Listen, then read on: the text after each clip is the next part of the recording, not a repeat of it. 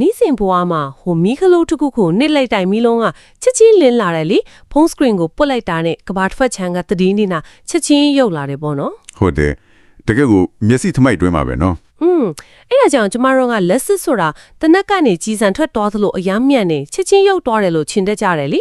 ေဒါပေမဲ့တကယ်တမ်းဝါယာကြိုးတွေက electron တွေဟာလိတ်တကောင်နဲ့တောင်ပိုနေနေတယ်ဆိုတာကတော်တော်လေးကိုအန်တော်စရာကောင်းတဲ့အချက်ပဲတကယ်ကိုအန်တော်စရာပါပဲအဲ့ဒီတော့ဒီနေ့ရဲ့အသေးစိတ်လေးလာထုံးသပ်မှုအစီအစဉ်မှာတော့ကျမတို့တွေနေ့စဉ်သုံးနေတဲ့နီးပညာတွေရဲ့နောက်ွယ်ကအဲ့ဒီနေခွေးလာတဲ့ electron လေးတွေဟာဘယ်လိုနီးနဲ့အလင်းအမြန်နှုံရှိတဲ့စွမ်းအင်တွေဖြစ်ပြောင်းလဲသွားသလဲဆိုတာကိုအကောင်းဆုံးဖြစ်အောင်သုံးသပ်ဆွေးနွေးသွားပါမယ်ဟုတ်ကဲ့ဗျာရစစ်တအားရဲ့အခြေခံတဘိုးတရားတွေဟိုဘက်ထရီတွေအလုပ်လုပ်ပုံငနေတဆင့်မျက်စိနဲ့မြင်ရတဲ့ဂျိုးမဲ့ဆက်သွယ်ရေးလက်စစ်တန်းလိုင်းတွေပြီးတော့အလွန်စွမ်းအားပြင်းတဲ့လေစာနည်းပညာတွေစီအထိတေချာလိဖြည့်ကြည့်ကြရအောင်ကဲလက်စစ်ဆိုတာလူတိုင်းနေ့စဉ်သုံးနေပေမဲ့တကယ်တမ်းဘလို့အလုပ်လုပ်တယ်လဲဆိုတဲ့လျှို့ဝှက်ချက်တီတွေကိုစပြီးဝင်ရောက်ကြည့်လိုက်ကြအောင်နော်လက်စစ်အလုပ်လုပ်ပုံကိုတကယ်နားလည်ဖို့ဆိုရင်လေကျွန်တော်တို့မျက်စိနဲ့မြင်နေရတဲ့ရလဒ်တွေဖြစ်တဲ့ဟိုမီလင်ဒါပန်ကာလေရာတွေကိုခဏမေ့ထားဖို့လိုတယ်ဗျာအဲ့ဒီနောက်ွယ်ကမျက်မြင်မရတဲ့အပိုင်းတွေကိုအရင်ကြည့်ရမယ်ပေါ့အတေးကြပဲအဲ့ဒီအခြေခံအကြဆုံးအရာတွေနဲ့စတင်စဉ်းစားရမယ်အထူးသဖြင့် DC လို့ခေါ်တဲ့ direct current circuit တွေပေါ့နော်ဥပမာဘက်ထရီနဲ့အလုပ်လုပ်တဲ့ပတ်လမ်းတွေမှာဆိုရင်ပိုပြီးမြင်တာတယ်ဟုတ်တယ်ဘက်ထရီဆိုတာနဲ့ကျမတို့ကဟို electron တွေအသစ်ထုတ်ပေးနေတဲ့စက်ရုံကြီးကိုထင်နေကြတယ်လေဒါပေမဲ့ဒီအချက်လက်တွေရကြည့်ရင်ဘက်ထရီဆိုတာလက်စစ်စွမ်းအင်ကိုအသစ်ဖန်တီးတာမဟုတ်ဘူးနော်မဟုတ်ဘူးဗျတကယ်တော့သူကရှိနေထီတာ electron တွေကိုတနေရာကနေတနေရာရောက်အောင်တွန်းပို့ပေးတဲ့ရေပန့်ကြီးတစ်ခုနဲ့ပို့တူတယ်။အော်ရေပန့်နဲ့တူတယ်ဆိုတော့တွန်းအားပေးရုံတသက်ပေါ့။ဟုတ်တယ်လေရေပိုက်လိုင်းထမှာရေတွေကအဖြစ်ရှိနေပြီးသားဖြစ်ပေမဲ့ရေပန့်ကဖိအားမပေးရင်ရေစီးကြောင်းဖြစ်မလာဘူးမဟုတ်လား။ဟုတ်တယ်ငိမ့်နေမှာပဲ။အဲ့ဒီလိုပါပဲဗျဝိုင်ယာကျိုးဒီထဲမှာလည်း electron တွေကအများကြီးရှိနေပြီးသားပါဘက်ထရီက volt အားဆိုတဲ့ဖိအားကိုဖန်တီးပြီးအဲ့ဒီ electron တွေကိုတွန်းလိုက်တာပဲအဲ့တော့ volt အားဆိုတာ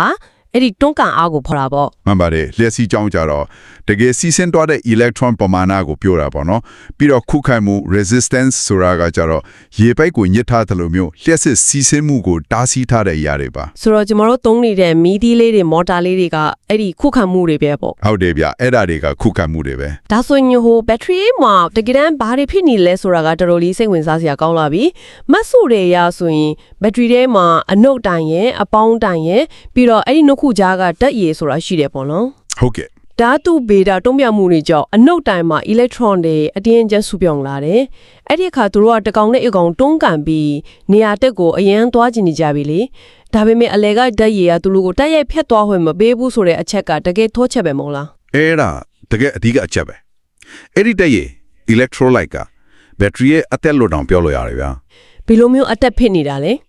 तू က electron တွေကိုအသွေးနဲ့ကနေလုံးဝဖျက်ခွင့်မပေးဘဲနဲ့တင်းတင်းကြပ်ကြပ်တားဆီးထားတဲ့တိုင်းကြီးတကူလိုဖြစ်နေတာလေ။အော်ဆိုတော့အထက်ကနေဖျက်သွားလို့မရဘူးပေါ့။ဟုတ်တယ်။အဲ့တော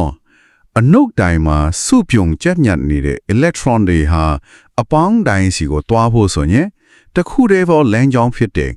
ပြင်ဘက်ကဝါယာကျိုးလမ်းကြောင်းကနေပဲလက်ပတ်ပြီးတွားကြတော့တာပေါ့။အဲ့တော့လက်ပတ်သွားတဲ့လမ်းကြောင်းပေါ်မှာကျမတို့ကမီးသီးတွေဖုန်းတွေခံထားပြီးစွမ်းအင်ကိုရယူသုံးဆွဲလိုက်တာကိုမှန်တယ်ဗျ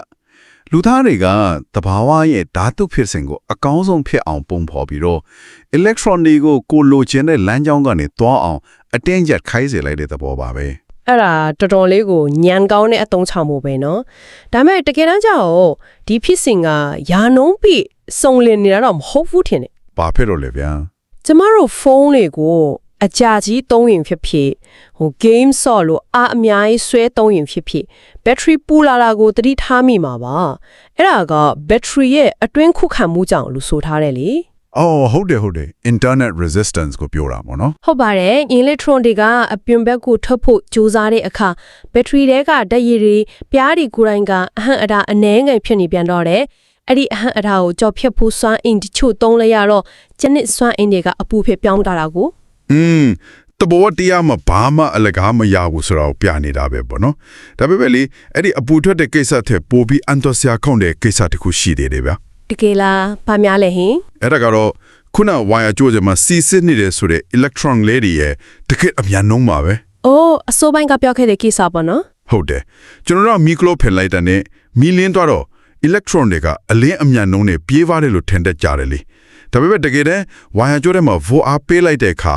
electron တွေစုပေါင်းပြီးရွေလျားသွားတဲ့ပြင်းမြနှုန်းယူပေါ်ပြီးတော့ drift velocity ဟာတစ်စက္ကန့်ကို10 mm လောက်ပဲရှိပါတယ်ဗျာ ခဏလေးတစ်စက္ကန့်ကို1 မီလီမီတာပဲသွားတယ်ဆိုရင်တကယ့်ကို lift တကောင်သွားတဲ့နှုန်းထက်တောင်အများကြီးပုံနေနေသေးတယ်လေ ဟုတ်တယ်အရန်ကိုနေတာ ဒါဆိုရင်ကျမအခန်းဝက်ကမီးခလုတ်ကနေမျက်နှာချက်ကမီးသီးစီ electron တွေရောက်ဖို့ဆိုတာနိုင်ပေါင်းများစွာဒါမှမဟုတ်ရချင်ပြီးတောင်ကြာနိုင်တာပေါ့နော်ဒါပေမဲ့မီးခလုတ်ဖွက်လိုက်တာနဲ့မီးကချက်ချင်းလင်းလာတာပဲလေအဲ့ဒီရှင်းတော့မညီတဲ့ကိစ္စကြီးကိုဘယ်လိုရှင်းပြမလဲ အဲ့ဒါကတော်တော်လေးကိုညက်လဲစားတဲ့သဘောတရားပဲဗျာဒါကိုနားလဲဖို့ဆိုရင်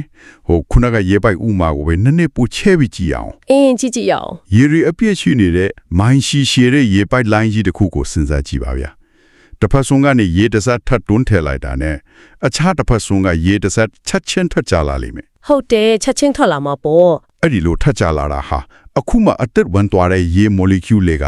မိုင်းရှည်ဝေးတဲ့ဟိုဘက်အစွန်ကိုချက်ချင်းပြေတော့လို့မဟုတ်ဘူးလေ အော်နားလဲပြီရေပိုက်ထဲမှာပြည့်ကျနေတဲ့ရေ molecule တွေတစ်ခုနဲ့တစ်ခုစင်ကဲတွန်းလိုက်တဲ့ PR line ကချက်ချင်းရောက်သွားလို့ပေါ့ အတီးကြပဲဗျအဲ့ဒါပါပဲ ဆိုလိုတာကဝါယာကြိုးထဲမှာ electron တွေကနေရာတိုင်းမှာရှိနေပြီသားပေါ့နော်ခလို့ဖွင့်လိုက်တဲ့အခါ electron တွေကိုယ်တိုင်ကမြန်ပြေးသွားတာမဟုတ်ပဲဗိုလ်အားကြောင့်ဖြစ်လာတဲ့လျှက်စစ်ကွင်းကြီးကဝါယာကြိုးတစ်လျှောက်ကိုအလင်းအမြင့်နှုန်းနီးပါးနဲ့ဖြန့်ကျက်သွားပြီးရှိနေပြီးသား electron တွေကိုချက်ချင်းတွန်းလိုက်လို့မီးလင်းသွားတာပေါ့ ဟုတ်ပါတယ်ဗျ အဲ့တော့ကျမတို့အသုံးပြုနေတာက electron တွေရဲ့အမြင့်နှုန်းမဟုတ်ဘူးသူတို့ကြားကတွန်းကန်အားလျှက်စစ်ကွင်းရဲ့အမြင့်နှုန်းကိုအသုံးပြုနေတာပဲ မှန်ပါတယ်